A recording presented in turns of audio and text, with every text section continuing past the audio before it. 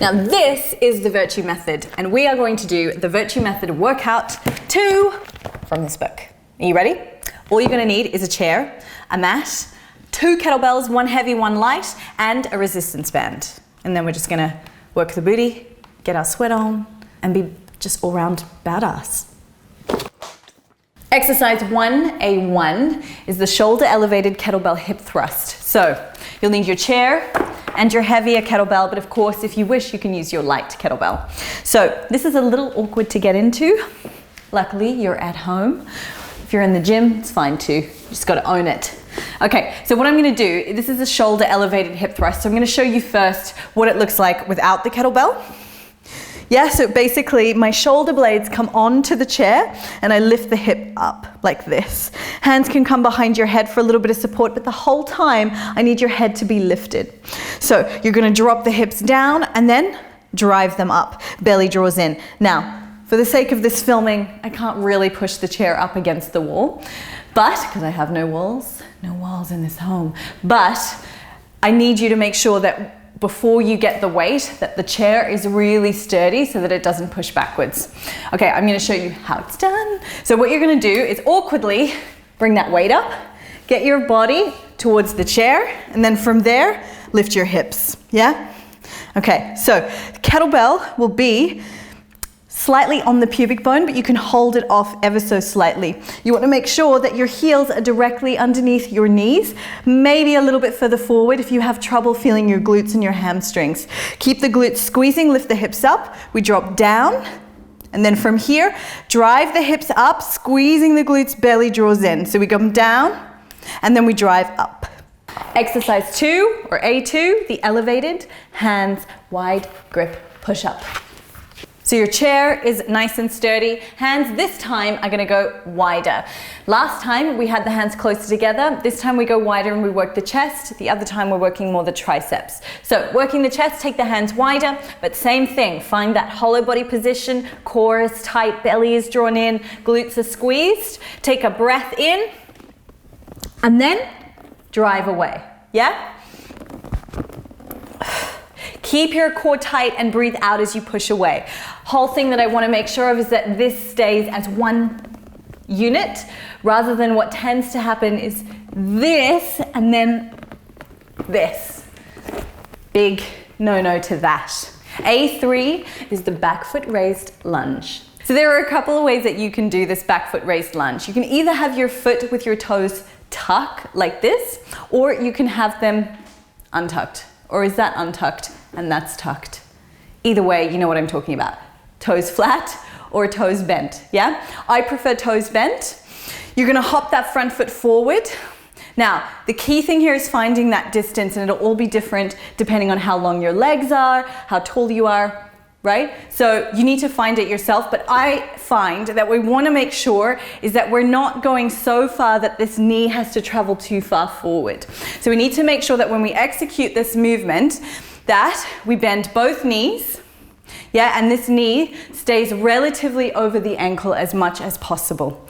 Another key thing you need to do is just tip forward ever so slightly, keep the rib cage in, and you'll feel that glute work so much more. So coming into it, you can put your hands onto the floor, maybe tuck or untuck the toes, both knees bend, leaning forward, drive up. Coming down, drive up. Do not forget to bend that back knee. If you keep it straight, you will feel that pull and that burn on the back leg, and that's not where we want to be feeling it. Both knees need to bend, drive through the heel, and you'll feel it in the butt. A4, kettlebell pullover in a dead bug position. Let's go. This exercise is going to work your lats. It's also going to really help to train your core to stay stable in this position. It's a trickier exercise than you think. So there are some really key things that I want you to pay attention to when you execute it. You'll need your lighter kettlebell. If you're strong enough, of course, you can take the heavy kettlebell here, but I would try with the light first. So you're going to come onto your back. From here, get that nice hook grip with the thumbs around the handles here and extend your arms straight. Legs are going to come off the floor and we're in this tabletop position. Now the key thing in the tabletop is that we don't get a big arch through the back. I need you to very lightly imprint the spine or keep a neutral spine. Belly draws in. From here, we're going to extend the arms up above the head. As I do it, notice I haven't let everything go to get that kettlebell up. I've kept everything down, pressing to the floor, the rib cage stays down. Now from here, I'm going to pull that kettlebell back up. Okay, so we come down, keep it nice and controlled. Rib cage stays flat, flat, flat, flat, flat. And then drive it back up. If I just do it like this and then pull back, keeping that rib cage flared upwards, there's no point in doing the exercise, okay? So we've got to keep core flat, tight, belly pulled in, nice stable position. Now remember, you're going to repeat those 4 A exercises 3 times before you move on to the B exercises. B1 is the eccentric single leg squat to the chair. It's a long title, but you'll know what I'm talking about in a second. So you'll need your chair, you need it to be sturdy. Take a seat first so that you can find the alignment. You want to make sure that your heel is directly underneath your knee. So we're at this sort of 90-degree angle. And then from here, you're going to lift your left leg off. We're going to drive up, yeah? Lift it off, keep your core tight, hands come forward. Now, eccentric means we're working that lowering phase, okay? So we're slowly lowering down to the chair, and then we place that left foot down, stand up out of it. So lift off, slowly lower down, put it back down, drive up, okay? So we're loaded quite heavily on that right leg as we come down. Then we take the edge off as we come back up, okay? And eventually the advanced variation is being able to do it all the way through that movement, okay? The single leg squat. B2, the banded kickback. You ready? You're gonna need your band, obviously. The clue is in the title.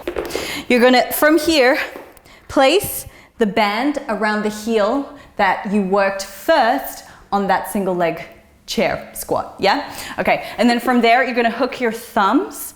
We're coming down, and from here, walk your hands forward so that you get enough resistance on the band, okay? So we wanna pull it quite far forward. From there, tuck your tailbone and try to find a nice hollow body position. You're gonna kick that right leg back, yeah, or left, whichever one you started with, driving back, yeah?